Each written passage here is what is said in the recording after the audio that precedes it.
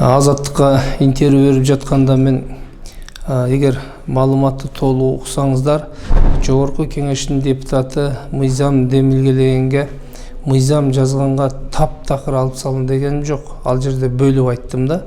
Эмне себептен айттым? Мына өзүңүздөр билесиздер, депутаттын кандай ыйгарым укугу бар? Мыйзам чыгаруу, мыйзам демилгелөө, мыйзамды көзөмөл кылуу, аткарылышын андан эл менен иштөө тура негизги. Бүгүнкү күндө Жогорку Кеңешке айтылган сын пикирлердин негизинде эмнеге нааразычылык көп? Жазылган мыйзамдар, кабыл алынган мыйзамдар канчалык деңгээлде иштеп атат? Бул ар бир депутаттын, ушу парламентарийдин бул негизги түшөлткөн ою болуш керек да. Себеби дегенде мына өзүңүздөр караңыздар, батыш өлкөлөрүн, башка көп мамлекеттерди алсаңыздар, 10%га жетпегенин 10%дын тегеретесинде гана депутаттар мыйзам демилгелейт да. Себеби экономикалык иштер боюнча өкмөттүн ишине депутат кантип мыйзам демилгелейт? Өкмөт зарыл мыйзамды алып келиш керек.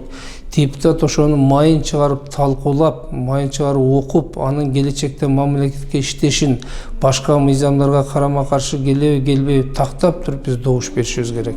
Бул сапаты жакшырабы? Экинчиден, анын аткарылышын көзөмөл кылганга да жеңил да, ал мыйзам иштейт.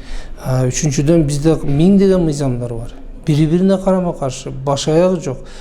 Кандайдыр убакта биз чектешибиз керекпи буну тактап иретке келтиришибиз керек да. Мен ушул негизде айттым. Буга да бир мисал келтирип коеюн. Мисалы үчүн, эгер депутат мыйзам демилгесе кандай болот?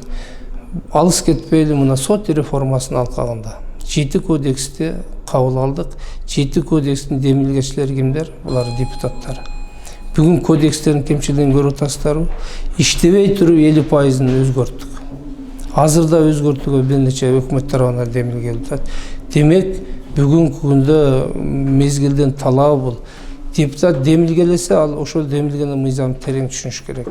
Болбосо тиешелүү органдар, тиешелүү бийлик бутактары демилгелесин, биз ошону сапаттуу кабыл алыш үчүн окуп, анан депутат кабыл алып бериш керек да.